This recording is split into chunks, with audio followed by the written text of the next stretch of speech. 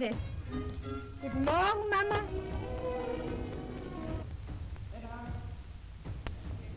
Mientras el Tercer Reich se derrumbaba, las mujeres que compartieron sus vidas e ideales con los líderes nazis enfrentaban un destino incierto y sombrío. Ilse Hess, esposa de Rudolf Hess, vivió una existencia marcada por el aislamiento tras las decisiones drásticas de su marido. Rudolf Hess, condenado a cadena perpetua en los juicios de Nuremberg, pasó el resto de su vida en la prisión de Spandau, donde murió en 1987. Para Ilse, esto significó una separación definitiva, llevándola a cargar con la soledad mientras lidiaba con el vacío dejado por su esposo.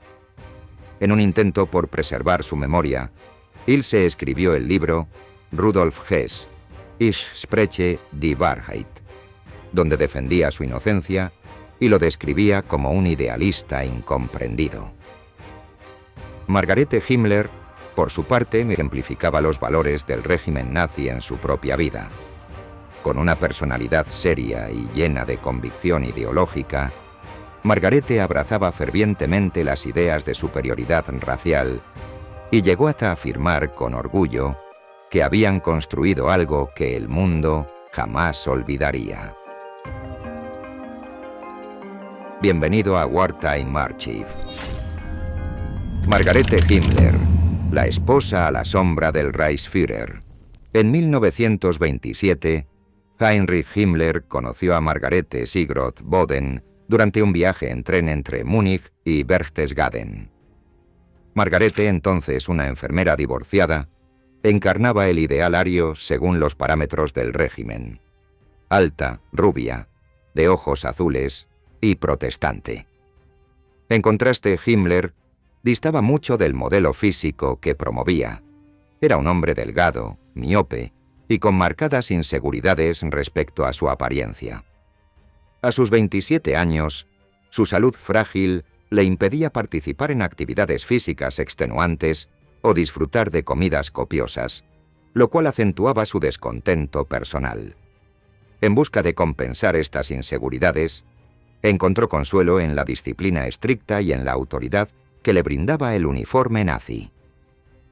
En asuntos sentimentales, Himmler tenía un historial inexperto y abogaba públicamente por la abstinencia sexual durante su juventud.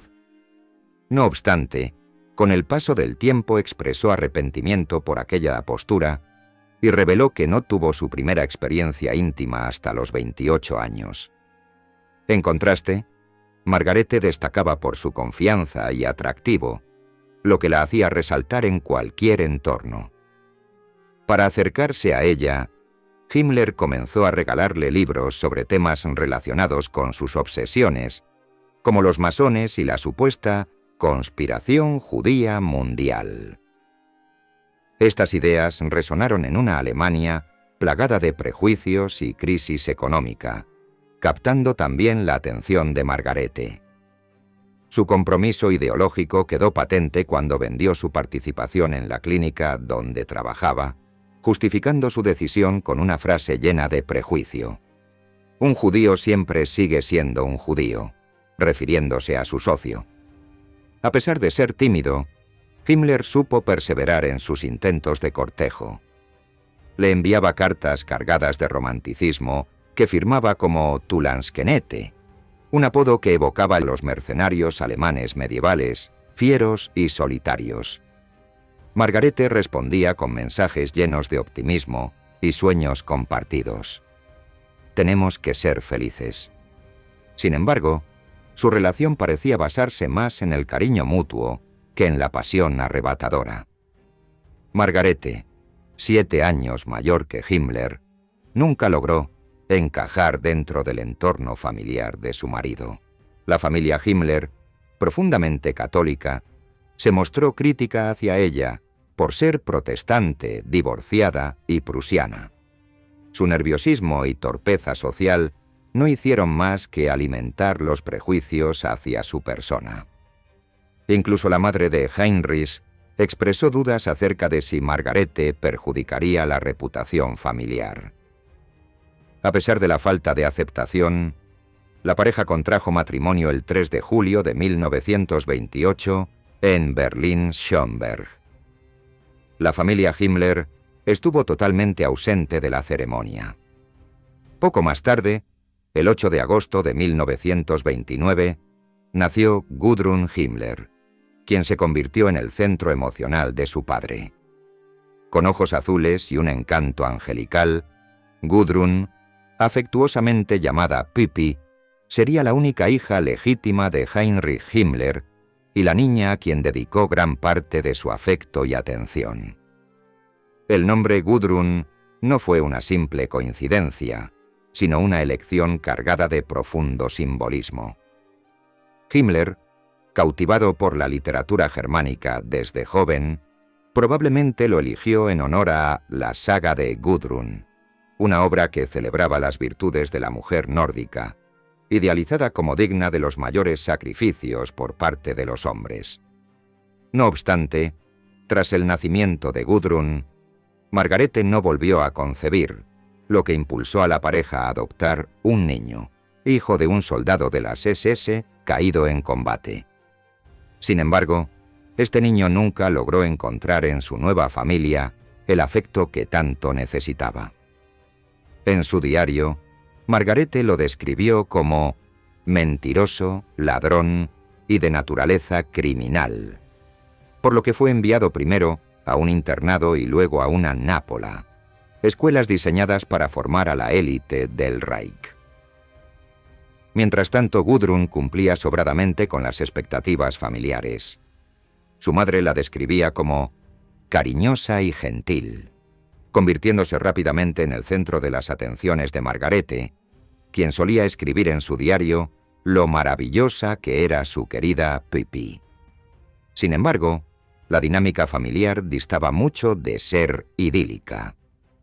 En 1928, tras estudiar agronomía en la Universidad de Múnich, Himmler invirtió la dote de su esposa en un criadero de gallinas en Waltrudering, cerca de la ciudad. Tanto él como Margarete compartían una visión romántica de la vida rural. Sin embargo, el día a día fue mucho menos poético. Las gallinas apenas ponían huevos, los polluelos morían con frecuencia y el negocio pronto se hundió en la ruina financiera. La gestión del criadero recayó casi por completo sobre Margarete, quien además pasaba largas jornadas sola cuidando a Gudrun. Himmler, absorbido por sus ambiciones políticas, apenas estaba presente. La soledad y las tensiones económicas comenzaron a desgastar a Margarete, llevándola a volverse irascible y agresiva. Finalmente, en 1933, tras vender la granja, se mudaron al centro de Múnich. Para entonces, Himmler había escalado posiciones dentro del partido, transformándose de un hombre considerado bueno, pero probablemente inconsistente por algunos colegas, a una figura clave al frente del aparato policial del Reich. En 1936, asumió el cargo de jefe de la policía alemana, consolidando su poder como Reichsführer SS. Albert Speer lo definió como una peculiar mezcla de maestro de escuela y lunático con ideas extravagantes. Esa obsesión por la pureza racial sirvió a Himmler para compensar muchas de sus propias inseguridades personales. En esos años, la familia se trasladó a Tegernsee, en Alta Baviera, donde Himmler adquirió una casa en 1934. Sin embargo, las exigencias derivadas de sus responsabilidades partidarias continuaron creciendo implacablemente. Su presencia en casa se volvió cada vez más esporádica, dejando a Margarete y Gudrun solas en un hogar donde la figura paterna se desdibujaba cada vez más hasta convertirse en una ausencia palpable. Con el paso del tiempo, Himmler comenzó a adoptar posturas más liberales respecto a la sexualidad, presentando un marcado contraste con las estrictas creencias abstencionistas de su juventud. A pesar de comprender que Margarete no tenía culpa en no poder darle más descendencia, Himmler se rehusaba a aceptar las limitaciones de la monogamia, considerada por él como una invención de la Iglesia Católica y una obra del diablo que debía ser eliminada. Basaba sus argumentos en una visión idealizada de la prehistoria germánica, donde un hombre de raza noble podía tener múltiples esposas para asegurar su linaje. Himmler trasladó estas ideas al ámbito de las SS, permitiendo que sus oficiales se divorciaran o vivieran con una segunda esposa si enfrentaban dificultades matrimoniales. Creía firmemente que un hombre no debía limitarse a una sola pareja durante toda su vida y veía en la poligamia una solución personal y colectiva. Varios líderes nazis compartían esta mentalidad. Joseph Goebbels, por ejemplo, había acordado con su esposa el derecho a relaciones extraconyugales, y Martin Bormann adoptaba un estilo de vida en el que su esposa aceptaba a las amantes de su esposo y criaba a los hijos de todas bajo un mismo techo. Dentro de ese contexto, Himmler impulsó proyectos como los Lebensborn, fundados en 1936. Estos centros fomentaban los nacimientos de mujeres arias, ofreciendo refugio seguro para madres solteras y manteniendo en secreto su estado. Con el objetivo de contrarrestar la baja natalidad que preocupaba al régimen, Himmler incluso contempló legalizar y fomentar nacimientos fuera del matrimonio. Paralelamente, buscaba combatir la homosexualidad mediante encuentros sociales para adolescentes, con la esperanza de que un amor juvenil pudiera desviar a los jóvenes de lo que él consideraba un peligro. En un discurso en 1937, afirmó que las actividades como clases de baile debían ofrecer oportunidades para que los adolescentes se enamoraran, asegurando así su desarrollo normal. A pesar de su liberal visión sobre la sexualidad y sus múltiples responsabilidades políticas, Himmler seguía siendo un padre dedicado. Aunque se separó de Margarete en 1940, nunca se divorció formalmente por respeto a ella y para mantener su relación con Gudrun, su amada hija. Mantenía una constante comunicación con Pippi, como solía llamarla. La niña de aspecto ario y angelical era su orgullo. A pesar de sus constantes viajes, Himmler se preocupaba por estar presente en la vida de Gudrun, enviándole fotos, cartas y llamándola con frecuencia. Incluso en su apretada agenda, anotaba cada conversación telefónica con su familia, reflejando una devoción paternal que contrastaba fuertemente con su creciente implicación en los horrores del régimen nacionalsocialista.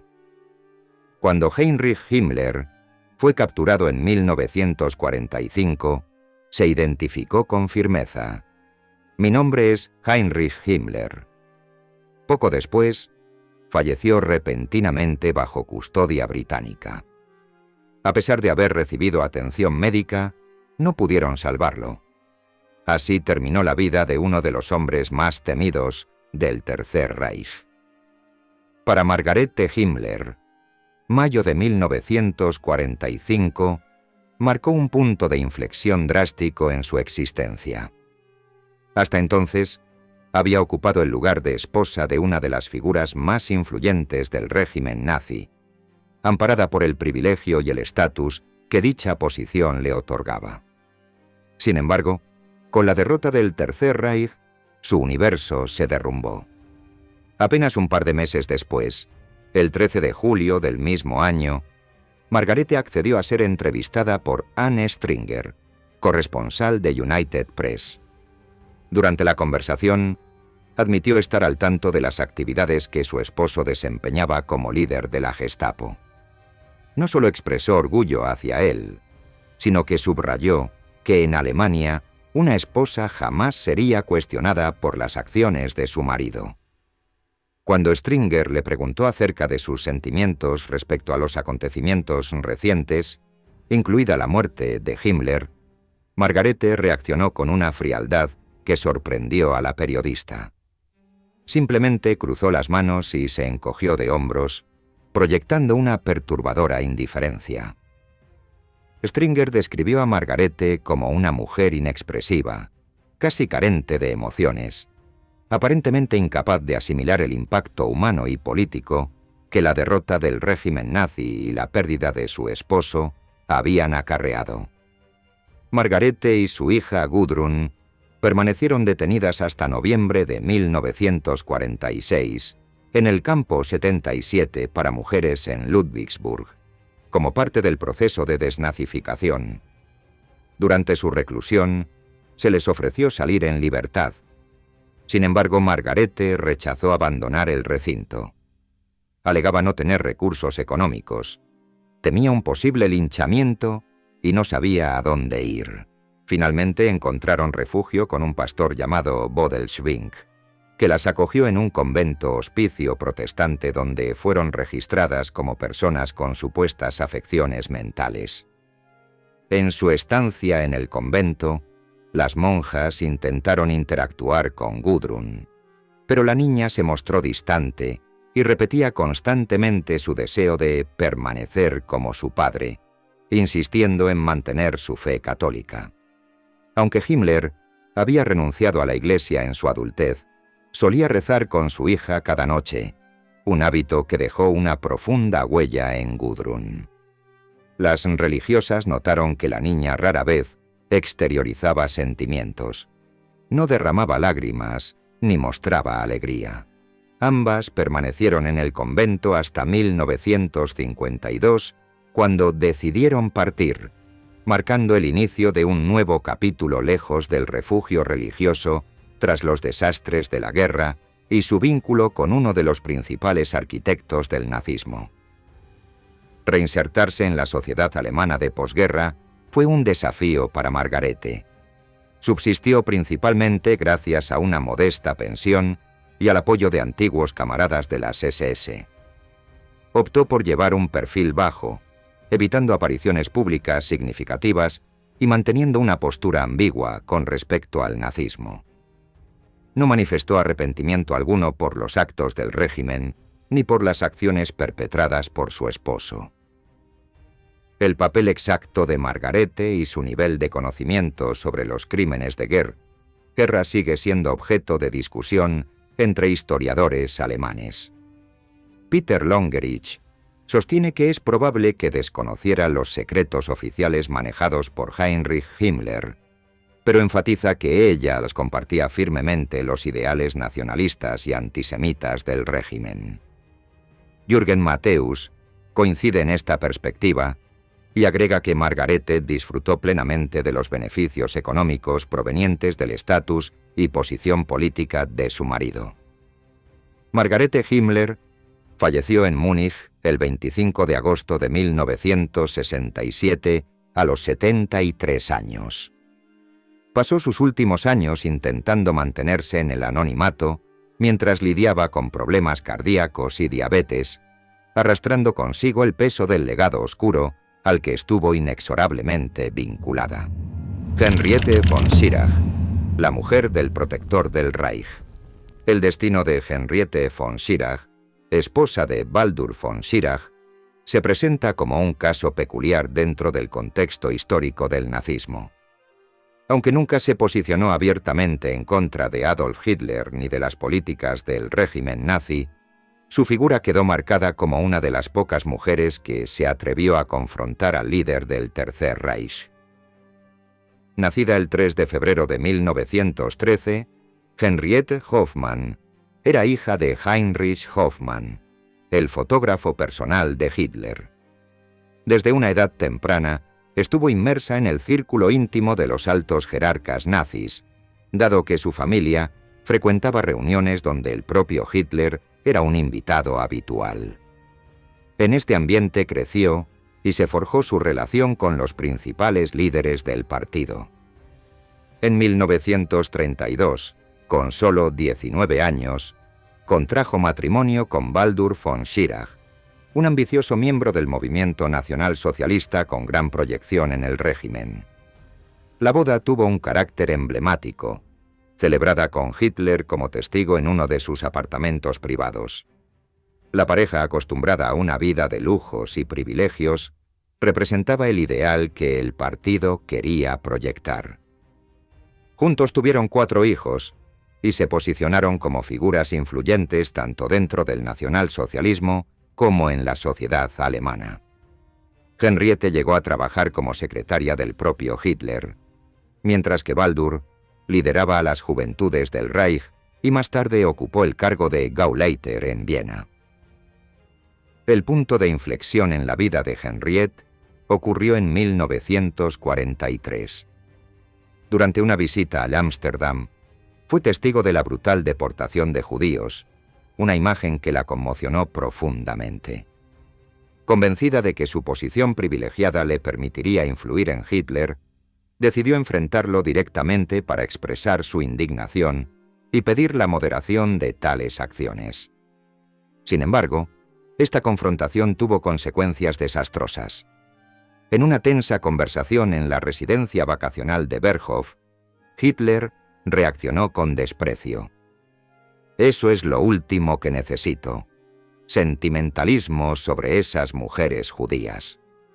Tras este incidente, los vínculos entre los von Schirach y Hitler quedaron completamente rotos.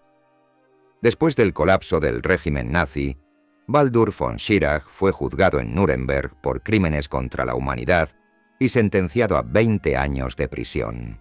Durante ese tiempo, Henriette sufrió los estragos comunes entre las esposas de los exjerarcas nazis: pérdida de privilegios económicos, confiscación de bienes y la carga imborrable de un apellido asociado a las atrocidades del Tercer Reich. Además, permaneció un año internada en un campo de prisioneros, donde se vio obligada a realizar tareas humillantes, según relató más tarde en sus memorias. En 1949, mientras Baldur aún cumplía su condena en Spandau, Henriette decidió divorciarse y, años más tarde, volvió a casarse. A pesar de esto, continuó luchando por recuperar parte de las obras de arte confiscadas durante el régimen, algunas provenientes de las posesiones de judíos deportados. En 1958, incluso llegó a solicitar ante el ministro británico Selwyn Lloyd una reducción de la pena para su exesposo, argumentando que Baldur no era un criminal, sino un idealista ingenuo, cuya bondad lo había llevado a involucrarse en la política de manera equivocada. Sin embargo, su petición fue rechazada. Henriette canalizó sus vivencias y perspectivas en 3 obras: El precio de la gloria, 1956, Anécdotas sobre Hitler, 1980, y Mujeres alrededor de Hitler, 1983.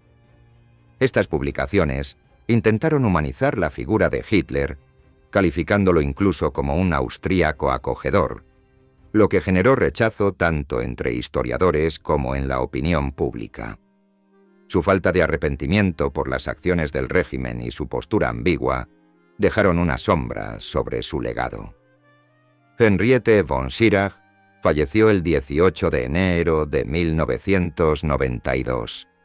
Aunque su vida estuvo marcada por ciertos episodios de oposición al nazismo, no condenó ni a su esposo ni a Hitler por sus roles protagónicos en los crímenes del Tercer Reich.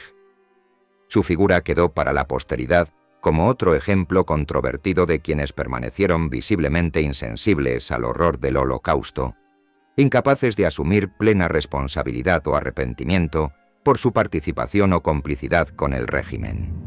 Ilse Hess, a la sombra del ideólogo del Reich. Fue una esposa profundamente leal a su marido, incluso en los momentos más adversos, y una ferviente defensora del nacionalsocialismo. Nacida en Hannover en 1900 bajo el nombre de Ilse Proll, creció en el seno de una familia con arraigadas ideas conservadoras y nacionalistas, un entorno que influyó decisivamente en su postura política futura. En 1920, mientras cursaba estudios de economía en la Universidad de Múnich, conoció a Rudolf Hess, quien más tarde se convertiría en el adjunto de Adolf Hitler dentro del partido nazi. Ambos congeniaron rápidamente debido a sus afinidades ideológicas y comenzaron una relación sentimental. Integrándose tempranamente al partido nazi y al círculo cercano de Hitler, contrajeron matrimonio hacia finales de 1927 en una ceremonia que unió lo personal con una marcada carga política e ideológica. Con el ascenso de Hitler al poder, Rudolf fue ganando mayor relevancia dentro del régimen nazi, disfrutando de los beneficios derivados de su cercanía al líder. Gracias a la confianza que Hitler depositó en él, fue nombrado lugarteniente en 1933, un cargo que desempeñó hasta 1941. Durante estos años, el matrimonio residió en una lujosa vivienda en Múnich, vecina a las casas de otros altos miembros del régimen nazi. Allí mantenían frecuentes encuentros sociales con otras familias de jerarcas. En 1937 nació su hijo, Wolf Rudiger Hess, de quien Hitler fue padrino. Pese al vínculo estrecho con el círculo de poder, Ilse nunca buscó destacar entre las esposas nazis ni competir con figuras como Magda Goebbels o Emmy Göring. Mantuvo un perfil discreto hasta 1941, cuando la situación dio un giro trascendental. Rudolf fue acusado de traición tras emprender un arriesgado vuelo no autorizado al Reino Unido con la intención de negociar la paz. Los británicos lo encarcelaron y Hitler lo destituyó y despreció públicamente. De repente Ilse quedó sola y dedicada a intentar rehabilitar el nombre y la posición de su esposo frente al liderazgo nazi. Con la caída del Tercer Reich, Rudolf fue condenado a cadena perpetua en los juicios de Nuremberg. Despojada de sus bienes tras el colapso del régimen, Ilse emprendió una incesante campaña pidiendo su liberación. Durante los últimos años del régimen nazi, ya se había visto obligada a defender a su marido ante antiguos aliados. Después de la guerra continuó luchando por su causa, aún enfrentándose al aislamiento político y social. Tras ser arrestada y llevada al campo de internamiento de Augsburg-Göggingen, consiguió recuperar su libertad en marzo de 1948. A partir de entonces dedicó sus esfuerzos a obtener la liberación de Rudolf por todos los medios disponibles. Envió cartas a líderes internacionales, apeló a antiguos compañeros del partido y contactó con figuras políticas alemanas del periodo de posguerra. Concedió además entrevistas donde reiteraba su falta de arrepentimiento por los crímenes del régimen, lo que la convirtió en una figura relevante dentro del movimiento neonazi. En las décadas siguientes se estableció como escritora comprometida con el nacionalismo, publicando al menos 4 libros. Entre sus obras se encuentra England, Nürnberg, Spandau, Ein Schicksal in Briefen, publicada por la editorial nacionalista Druffel Verlag, donde persistió en su defensa de las ideas hitlerianas y presentó una visión admirativa hacia la figura de Hitler. Rudolf Hess no cumplió su condena completa, ya que se quitó la vida en 1987 mientras permanecía encarcelado en la prisión de Spandau. Ilse falleció 8 años después, en 1995, y a los 95 años de edad, sin abandonar jamás su misión por reivindicar el nombre y memoria de su marido. Margarete Speer, la mujer en las sombras del arquitecto del Tercer Reich. Margarete Speer fue la esposa de Albert Speer, una figura destacada del régimen nazi conocido como el arquitecto del Tercer Reich y titular del Ministerio de Armamento y Producción de Armas durante la Segunda Guerra Mundial. Margarete Weber, su nombre de nacimiento, llegó al mundo el 8 de septiembre de 1905 en Heidelberg, como hija de un próspero artesano. A pesar de su origen humilde, en 1922 conoció a Albert Speer, pero la familia de él inicialmente rechazó la relación por considerarla socialmente inferior. No obstante, ambos contrajeron matrimonio en agosto de 1928, celebrando una boda a la que buena parte de los Speer se negó a asistir. Margarete tampoco visitó a sus suegros hasta mucho después, cuando la relación estaba más consolidada. La pareja tuvo 6 hijos, pero su unión estuvo lejos de ser ideal. Albert se sumergió por completo en su carrera dentro del régimen nazi, donde se convirtió en una figura crucial no solo como arquitecto, sino también como alguien cercano a Adolf Hitler. Mientras tanto, Margarete intentó mantenerse al margen de la política, dedicándose a la crianza de sus hijos y asumiendo el rol que se esperaba de una esposa modelo en aquel contexto. Sin embargo, el impacto del papel clave desempeñado por Albert en la maquinaria bélica nazi, responsable de una producción masiva de armamento, era algo imposible de ignorar, y Margarete conocía los crímenes asociados al régimen. Con el colapso del Tercer Reich, en 1945, su vida dio un giro drástico. Durante los juicios de Nuremberg, Margarete enfrentó interrogatorios, mientras Albert Speer se presentaba al mundo como uno de los pocos nazis arrepentidos. Se esforzó por construir el mito del buen nazi, asegurando que desconocía muchos de los crímenes del régimen y que simplemente cumplía con sus funciones dentro de la estructura administrativa. Margarete se mantuvo a su lado durante esta reconstrucción narrativa, evidenciando una lealtad inquebrantable incluso cuando las circunstancias cambiaron radicalmente. Tras ser condenado, Albert pasó 20 años en la prisión de Spandau. Durante ese tiempo, Margarete perdió todo: propiedades, bienes y estabilidad económica. Aún así, crió a sus 6 hijos sola y casi sin recursos, aunque recibió apoyo ocasional de antiguos integrantes del partido nazi. Cuando Albert finalmente fue liberado, sus relaciones familiares ya eran irreparables. Apenas mantuvo contacto con sus hijos y tampoco logró reparar su vínculo con Margarete. En los años posteriores, Albert continuó consolidando su imagen pública como el buen nazi. Fue protagonista de numerosas entrevistas, colaboró con historiadores y participó en programas televisivos. Sin embargo, su vida terminó abruptamente en 1981 tras sufrir un accidente cerebrovascular mientras estaba en Londres participando en un programa. Murió allí el 1 de septiembre, acompañado por otra mujer alemana con quien había iniciado una relación mientras vivía en la capital británica. Pese a nunca divorciarse oficialmente, el matrimonio con Margarete quedó fracturado emocionalmente mucho antes. Ella mantuvo un perfil bajo tras la muerte de Albert y vivió hasta los 82 años. Fue enterrada en la tumba familiar en Heidelberg, fiel hasta el final al recuerdo de su esposo y defensora incansable de su figura. Annelies von Ribbentrop, la esposa del emisario de Hitler.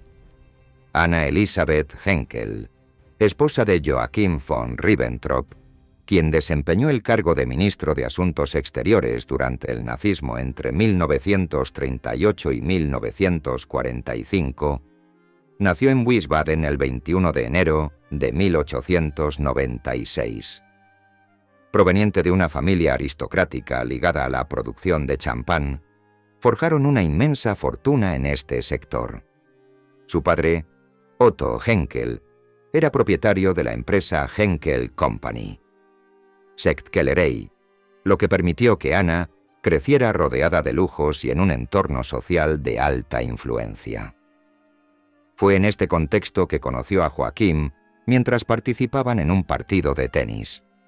En aquel entonces, él ocupaba el rango de primer teniente y había formado parte de una misión basada en Constantinopla. La pareja contrajo matrimonio el 5 de julio de 1920 en Wiesbaden.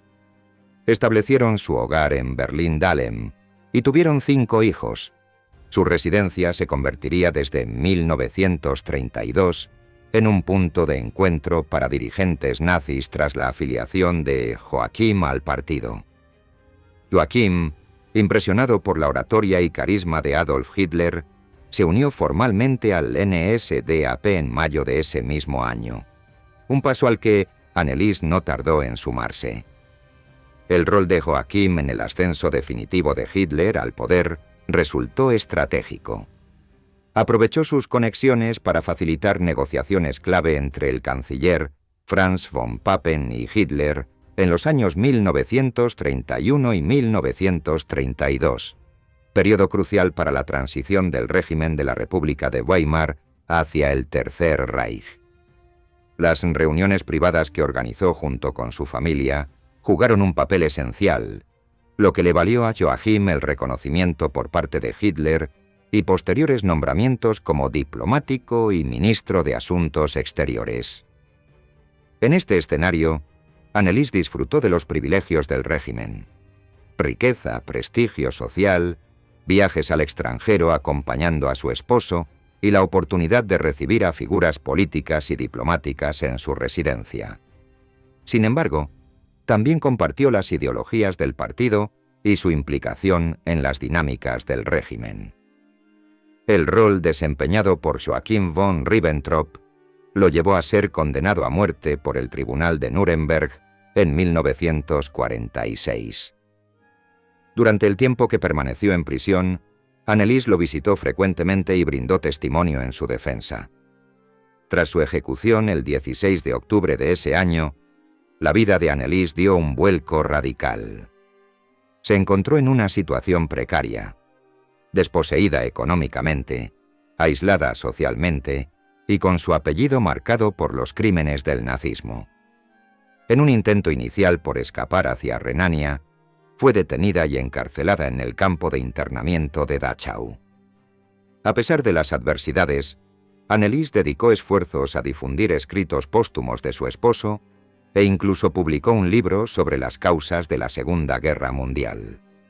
Aunque nunca defendió públicamente las acciones del régimen ni las decisiones de Joachim o Hitler, mantuvo su lealtad durante el juicio. Consciente del estigma ligado a su nombre, trató luego de vivir en relativo anonimato para preservar a sus hijos. Gracias a su formación privilegiada y su origen acomodado, logró recuperar parte de su herencia familiar y disfrutar de una vida menos austera comparada con otras esposas vinculadas al nazismo. Falleció el 5 de octubre de 1973 a los 77 años. A lo largo del resto de su vida, cargó con el peso histórico asociado al apellido von Ribbentrop, sin demostrar arrepentimiento por las convicciones ideológicas que abrazó durante esa sombría etapa histórica.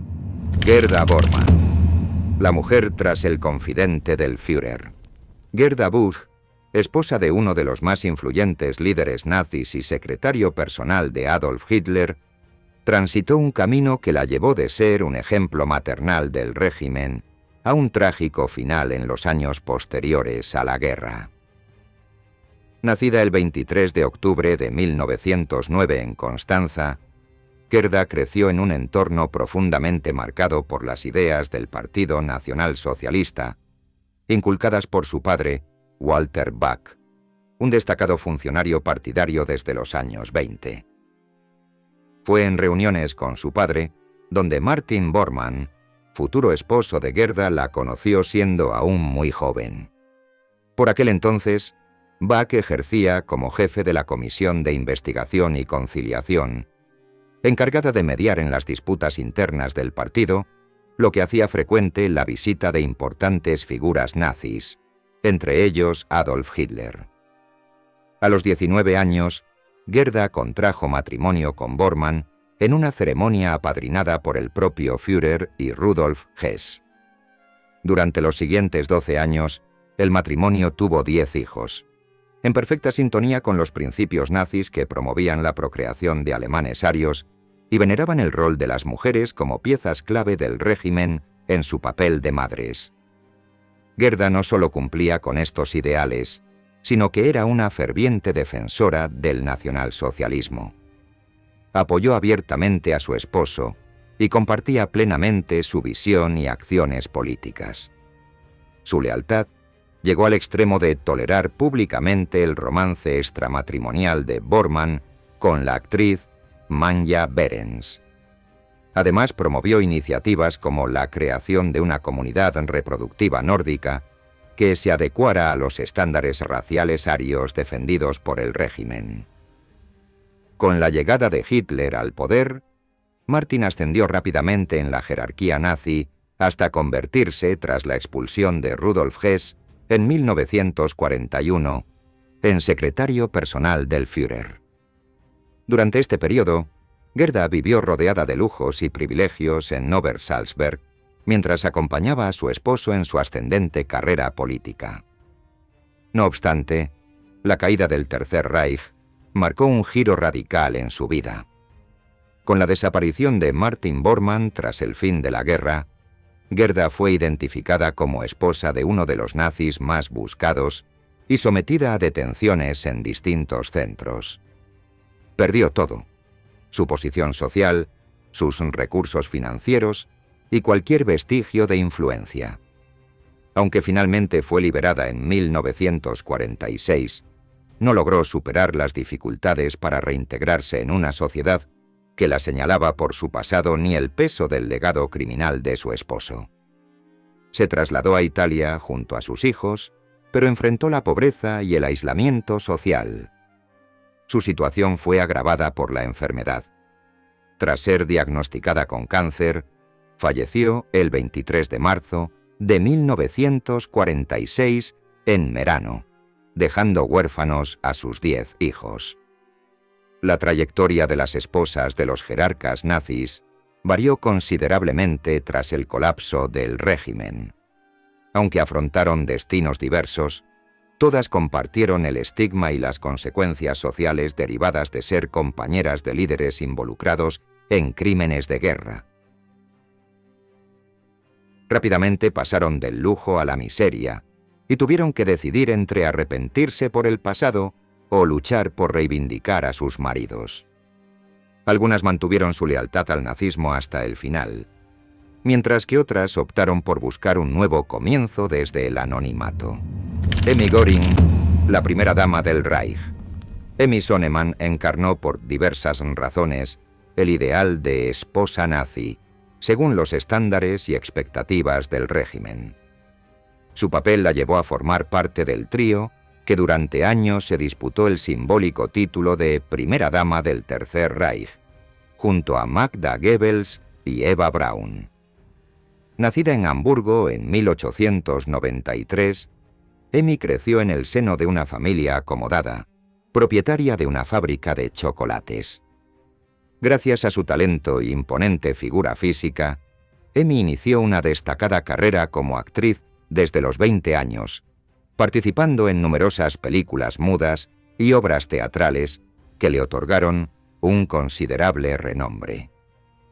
En 1916 contrajo matrimonio con el actor Karl Kostlin, pero al cabo de una década se divorciaron, lo que marcó el inicio de un cambio radical en la vida de Emmy. En ese periodo conoció a Hermann Göring, uno de los principales líderes del partido nazi y comandante en jefe de la Luftwaffe.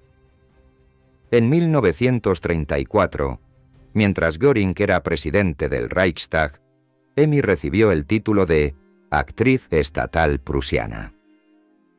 Al año siguiente, los dos se casaron en un evento público que trascendió como un espectáculo mediático masivo.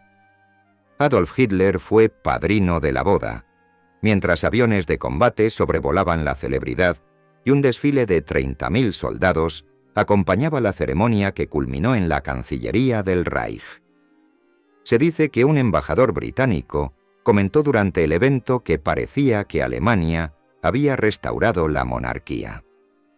Como esposa de un alto dirigente del régimen nazi, Emmy desempeñó con esmero el rol esperado.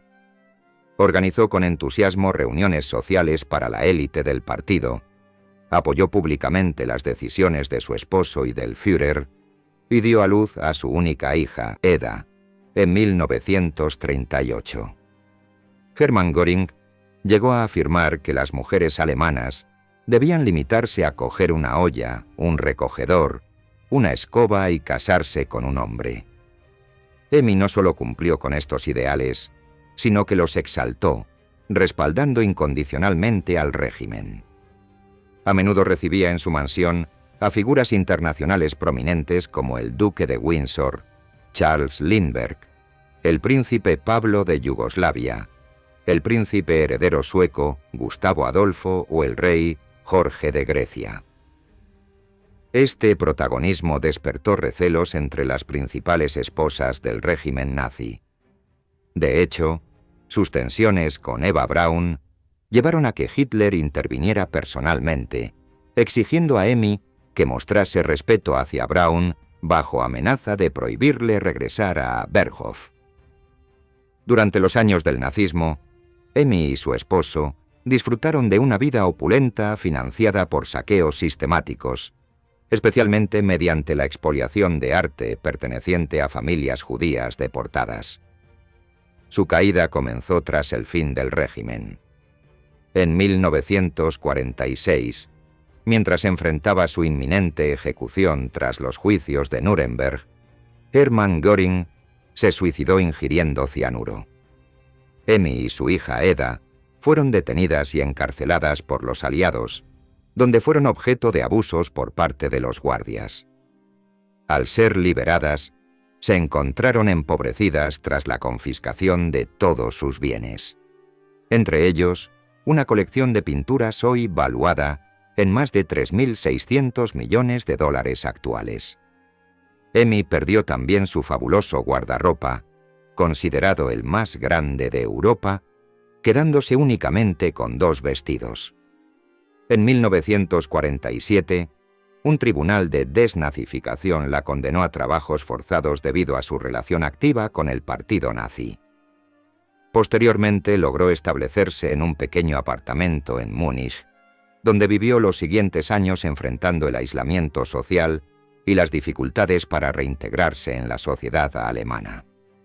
Sin lujos ni influencia, Emmy pasó sus días lidiando con el peso de su pasado. Aunque sus apariciones en los medios fueron limitadas, nunca expresó arrepentimiento y siempre defendió a su marido hasta el final de su vida. En una entrevista realizada en 1951, afirmó ser una persona apolítica durante la época del nazismo y aseguró que Hermann siempre actuó con buenas intenciones. En 1967, publicó un libro donde presentó una defensa más marcada de su ex esposo, titulado An der Seite meines Mannes, traducido como Göring, mi marido. En esta obra, reforzó su postura de no haberse involucrado en política y describió a Hermann como un esposo y padre ejemplar. Además, sugirió que el destino de Alemania habría sido más favorable si su esposo hubiera asumido el poder en lugar de Hitler, a quien calificó como una persona con problemas mentales. Emmy falleció el 8 de junio de 1973 a los 80 años. Aunque no se convirtió en una defensora ferviente del nazismo en la posguerra, tampoco manifestó remordimiento alguno por sus acciones ni por las de su marido. Magda Goebbels, la trágica musa del Tercer Reich.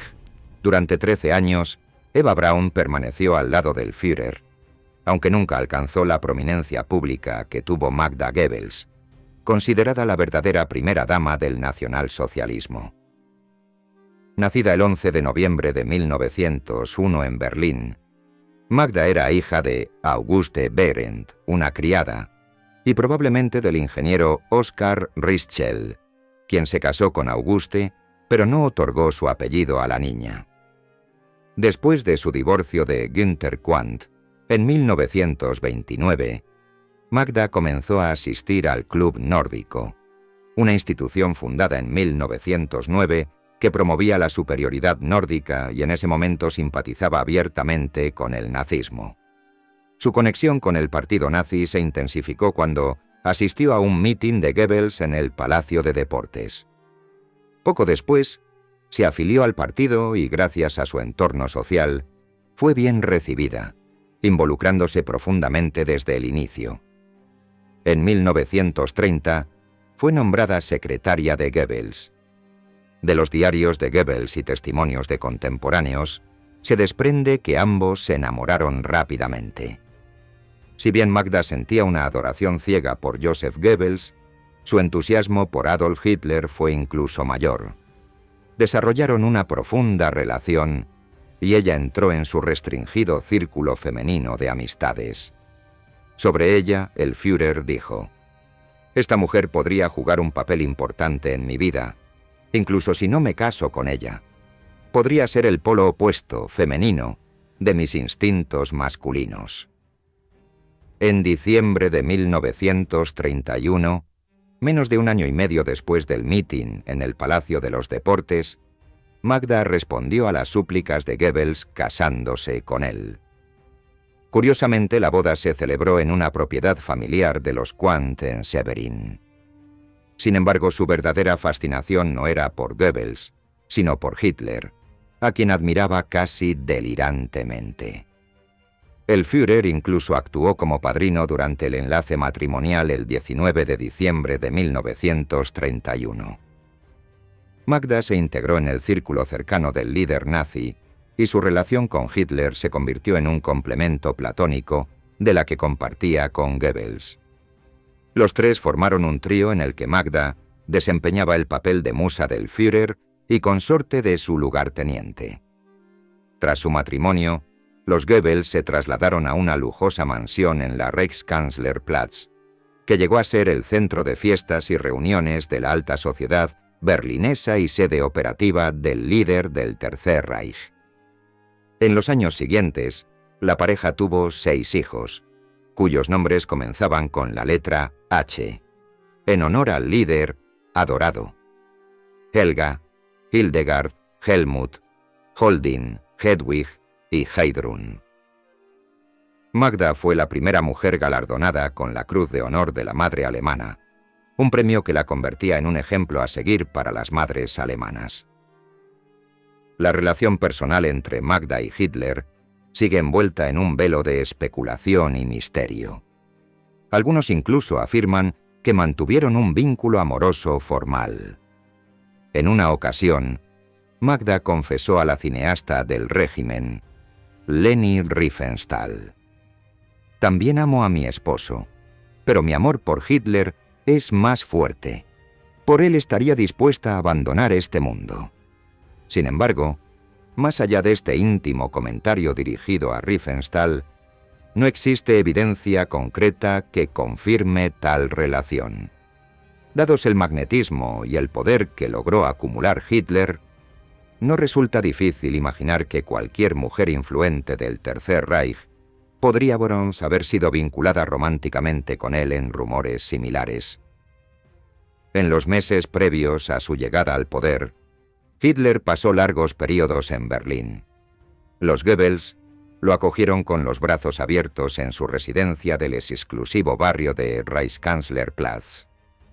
Magda, quien había dejado atrás su vida como una dama de la burguesía acomodada y decadente, se transformó en el arquetipo de la ama de casa nacionalsocialista.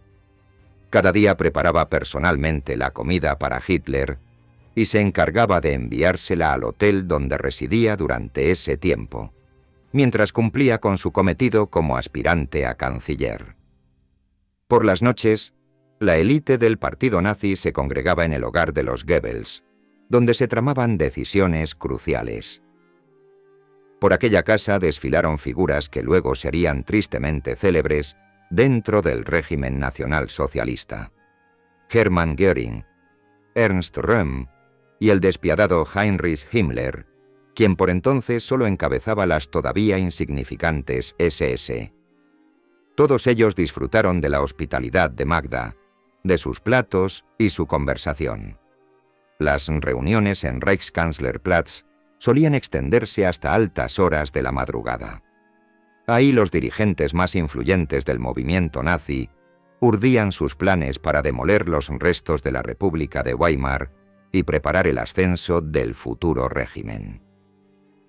El 30 de enero de 1933, esos planes culminaron con éxito cuando se le encargó a Hitler la formación de gobierno, marcando el inicio oficial de Alemania como un Estado nacional socialista.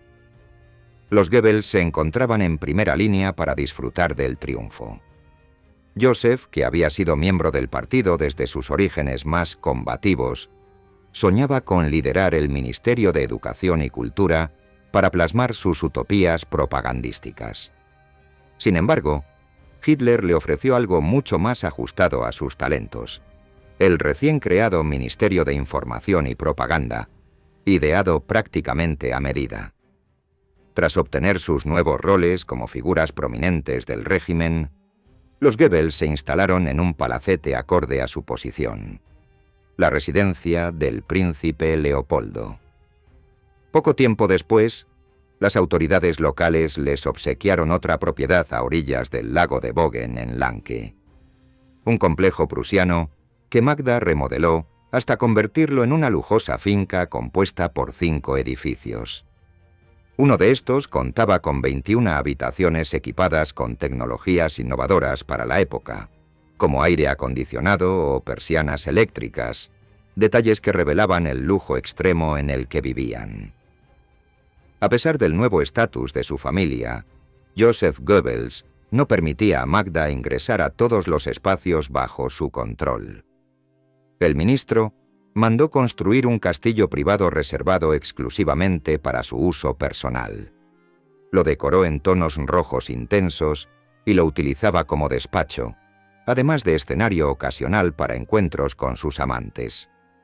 Estas extravagancias no eran un caso aislado entre los líderes del régimen nazi. Representaban una faceta frecuente dentro del poder que tanto anhelaban quienes gobernaron aquella oscura etapa de la historia alemana.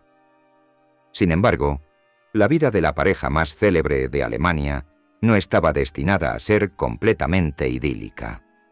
En un momento dado, salió a la luz un romance extramarital de Goebbels con una joven actriz checa de tan solo 22 años, lo cual dejó una huella significativa en Magda.